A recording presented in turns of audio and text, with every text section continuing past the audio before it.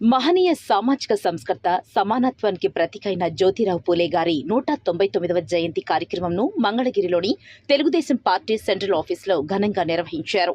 ఈ సందర్భంగా శాసనమండలి మాజీ చైర్మన్, ప్రభుత్వ సలహాదారులు ఎంఏ షరీఫ్, సీనియర్ నాయకులు వర్ల రామయ్య, ఉండవల్లి శ్రీదేవి, రాష్ట్ర TDP organising secretary Shri Waheed Hussain ఇతర రాష్ట్ర నాయకులతో కలిసి మహాత్మా పూలే గారి విగ్రహానికి పూలమాలలు సమర్పించి ఘన నివాళులు అర్పించారు. ఈ సందర్భంగా నాయకులు మాట్లాడుతూ అణగారిన వర్గాల అభ్యున్నతికి, మహిళా విద్యాభివృద్ధికి, సమాజంలో సమానత్వ స్థాపనకు మహాత్మా పూలే గారు చేసిన సేవలు చిరస్మరణీయమైనవని తెలిపారు.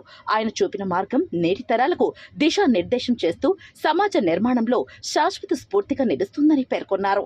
అనంతరం రాష్ట్ర TDP organising secretary Waheed Hussain మాట్లాడుతూ మహాత్మా పూలే గారి ఆశయాలను ఆచరణలో పెట్టడం మనందరి బాధ్యత అని, సమానత్వం, న్యాయం, విద్య అనే విలువలతో ముందుకు సాగాలని పిలుపునిచ్చారు.